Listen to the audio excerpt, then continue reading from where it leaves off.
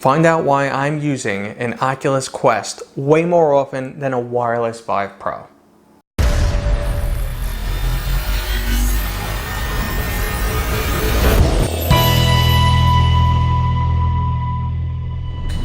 Hey guys, and welcome back. So technically this is kind of a part 2. I did a previous video where I compared the wireless Vive Pro to the Oculus Quest. And again, I know what you guys are thinking. They are not in the same league, not the same category. This is mobile VR. This is high-end enthusiast VR, PC VR.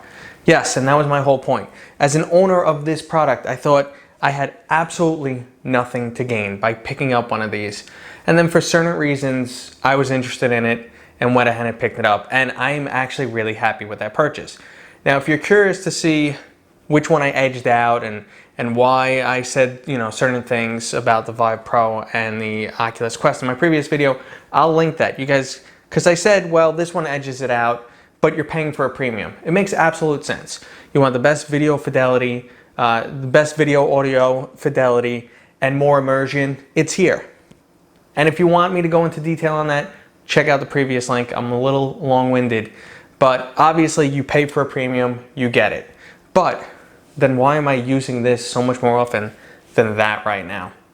Well, there's a couple reasons, and I'm gonna go into them. So the first thing I have to say is convenience.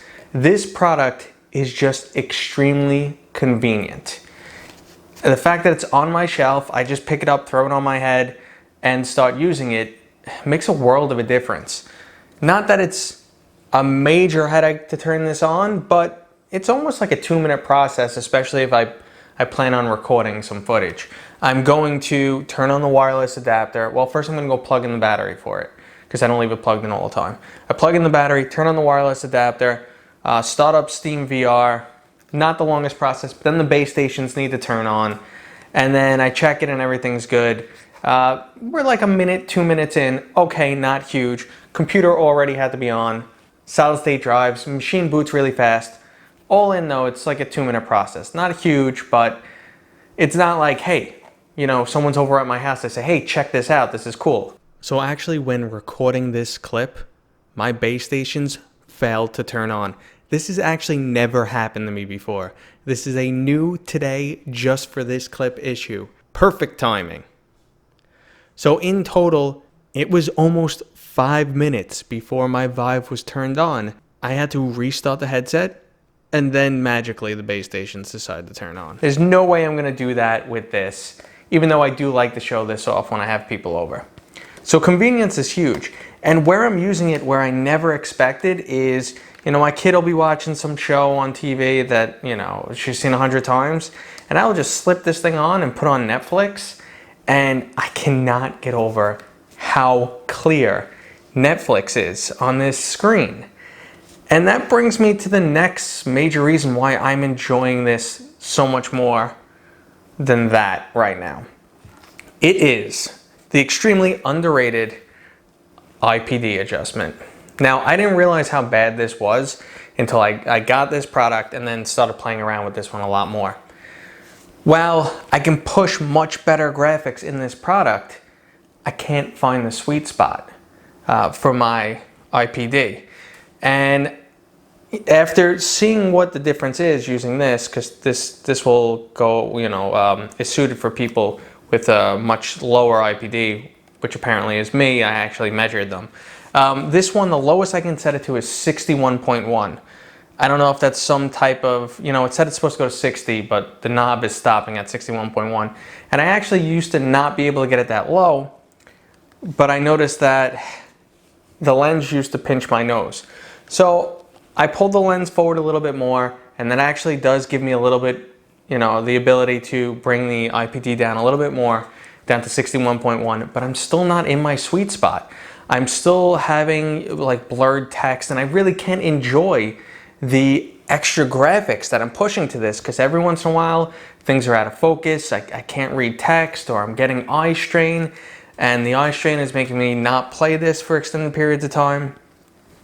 And again, while the immersion is much higher on this, and hands down, this I still feel like I'm putting you know, a mobile screen next to my face and I'm just having a fun time. And this one I feel like I'm being transported. But when you really get into a game after like 15 minutes, then you start to get transported, 15, 20 minutes. Some games quicker than others, like Vader Immortal brings you in pretty quick. But the lack of fidelity kind of breaks the immersion a little bit. And that was the major selling point. That's why I loved this over this, that I'm like, well, I want to do most of my gaming on this. But the convenience and the IPD, and then there's the other issue I talked about last time, which is the heat. The level of heat this thing throws off is frustrating, so I really don't stay in it too long. You know, probably an hour max. Also, with this on top of your head, with the wireless adapter on top of your head, the heat coming off the lens, you have these headphones on your ear, it's like you're wearing a helmet. There's nothing letting heat out. So my whole head gets hot and I get uncomfortable and it tires you out. I mean, this is not allowing me to stay in for a long time. And while, again, I could push much better graphics to it, I can't find the sweet spot for my eyes. And I didn't know that until I really started using this. And I used just watching Netflix. I can't get over how clear Netflix comes in on this thing. I really don't know. Like, I'll sit there and I'm staring for the screen door effect, and yeah, you can see it. You can see the little space between the pixels, but man, that screen looks great. And I never expected to use Netflix in a VR headset. That just made no sense to me, and it's something I would never do on this one. If I'm coming down here already, this is my man cave. If I'm coming down here already, I'm going to turn on the screen. I'm going to turn on the projector. I'm going to, you know, turn down the lights, and I'm going to do it the right way. I never thought I'd be leaning to VR for Netflix. But the final thing, and it's something I didn't realize until using this product, is that I like the Oculus controllers so much better than the Vive ones. I mean, an unbelievable amount better.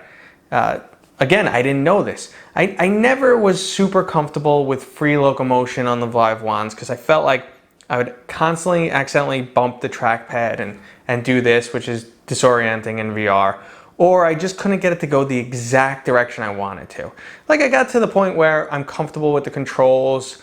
I'm not really fumbling or anything like that, but it just never felt accurate or super comfortable to me.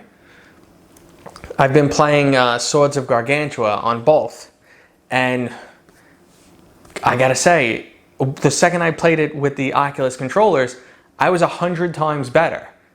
And yes, okay, it was the second time playing the game and I'm more comfortable, but I just liked the controllers better, and it's driving me nuts. Like, now I just don't want to use the wands because I'm just like, well, I like the other controllers better. The part, though, that I've learned that I like even less about the Quest now is the fidelity in multiplayer games. Yes, we know the fidelity is not great on this. This is a mobile processor, but when you get into mobile games, it really shows. Swords of Gargantua in multiplayer, the resolution is so low. The draw distance is tiny. It looks like you smeared Vaseline over your eyes. While it's still fun and playable, the graphics really take a hit. And I actually played Rec Room for the first time like a bunch on the Oculus Quest the other night. I was actually playing with Eric for President, so shout out to him. He's another YouTuber. So I was playing, and in multiplayer match we were playing paintball, and I was like, oh, this looks atrocious. Like, after you fire paintballs, they go a few feet, I can't even see the paintball anymore. I don't even know where I'm shooting. Maybe I have old man eyes, maybe that's part of it, but compared to playing on this, it's night and day. So really, for multiplayer games, I still get to keep my full fidelity. Fidelity goes to total crap in multiplayer games on this, and some people will probably get annoyed that I'm saying that, but that's my subjective opinion. It really just doesn't have the horsepower. And the last one, which is actually another big issue, I've had so many technical problems with my Vive, and maybe I should have mentioned this before, because it's like one of the major things that's starting to get me to not want to use it as much. But this isn't just a Vive Pro thing. This isn't a computer thing, because, you know, I've used my VR on multiple computers. This isn't a wireless adapter thing. This is like an ongoing, it's always something different. And I'm just gonna run through those really quick. And if you've ever had to deal with Vive support, you guys know my pain. It's pretty atrocious. While some people at Vive have stepped up, you know, after like I put them on blast on Twitter, some people have really stepped up and gone above and beyond, which is great. You shouldn't have to do something like that to get, you know, proper support. Really quick, gonna blast through them. My original Vive, when it was about 3 months old, I turned everything on, went to demo it to somebody, and they kept saying, no, the screen keeps going gray. And I'm like, what are you talking about? I just used this thing yesterday. Turned out one of my base stations stopped working. Now, it wasn't dead. Vive sees it. It just wasn't tracking on one axis, which was throwing off tracking altogether. So whenever you were facing that base station, tracking was lost. And the headset lost tracking, your hands lost tracking. So that was issue number one, and then I had to pay to ship.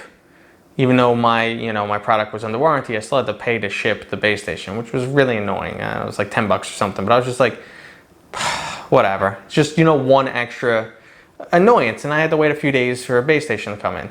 So that's problem number one. Then problem number two was a Zeus motherboard driver related, but no one at HTC Vive could figure this out.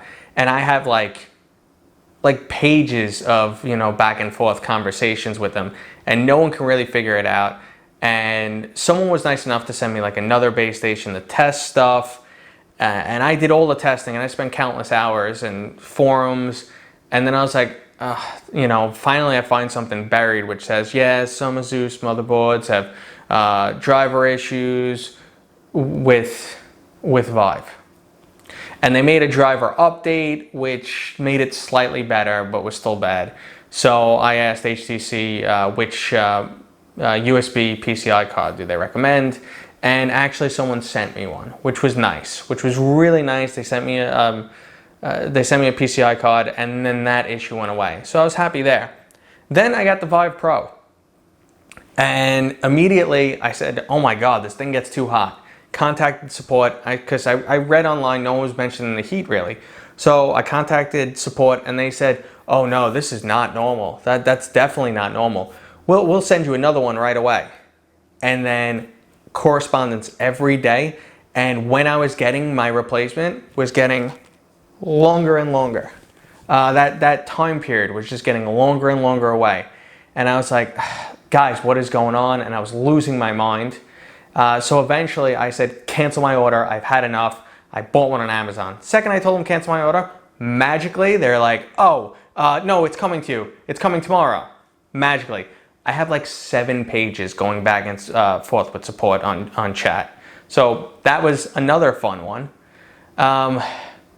And then I get my new one, and it's just as hot. And then there are people online talking about how this one, the Vive Pro produces too much heat, which drives me nuts. So that was just wasted time and aggravation. Then I started getting an issue. When they did a firmware update, I started getting a sound issue, which would cause all sorts of problems.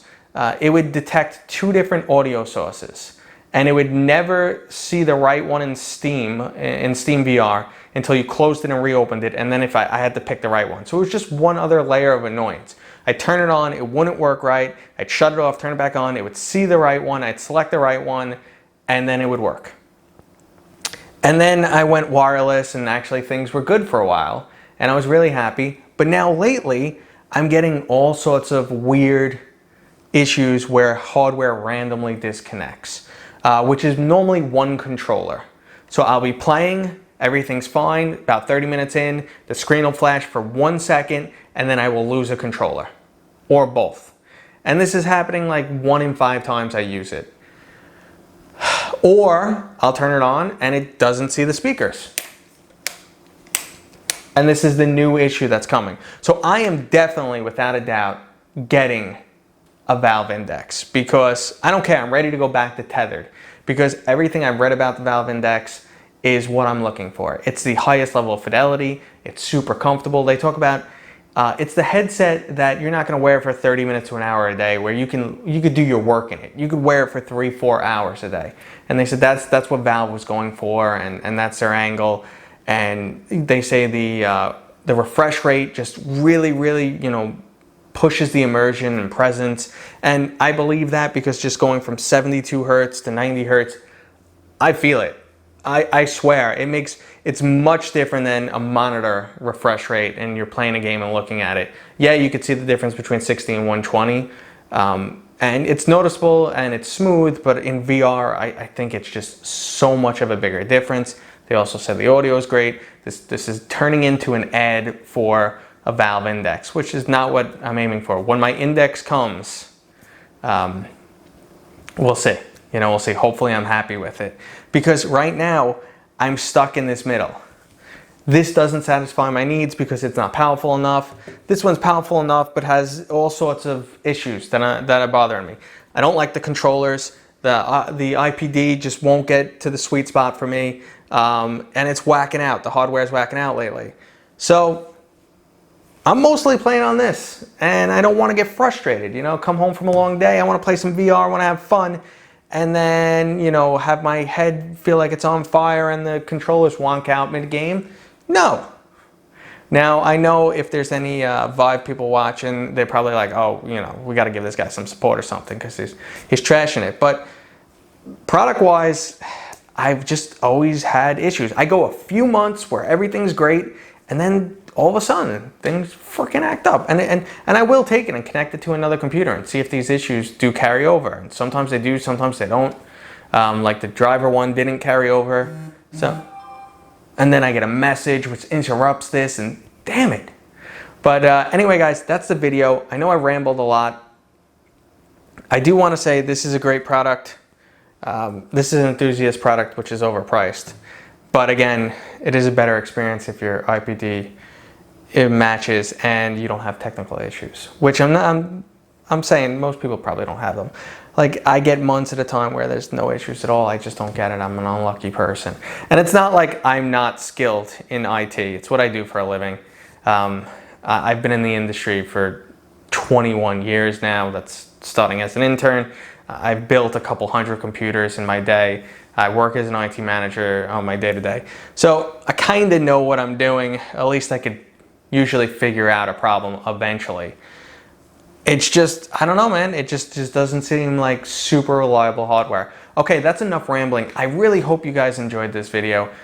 Hope it gives you something to think about. The IPD is one reason why I won't consider getting a Rift S, because with this product, the inside-out tracking is good enough, and I was actually impressed by Oculus this go-around. So I was like, you know what? This thing's driving me so much, crazy so much. The Rift S isn't that expensive. I'll go pick it up. Doesn't have an IPD adjustment. It's only software adjustable. And they say if your IPD is small, don't get it. That's me. So screw that product. So now I'm just, you know, I need my Index. I need my Valve Index. All right, guys. I will see you on next time. Let me know what you thought in the comments.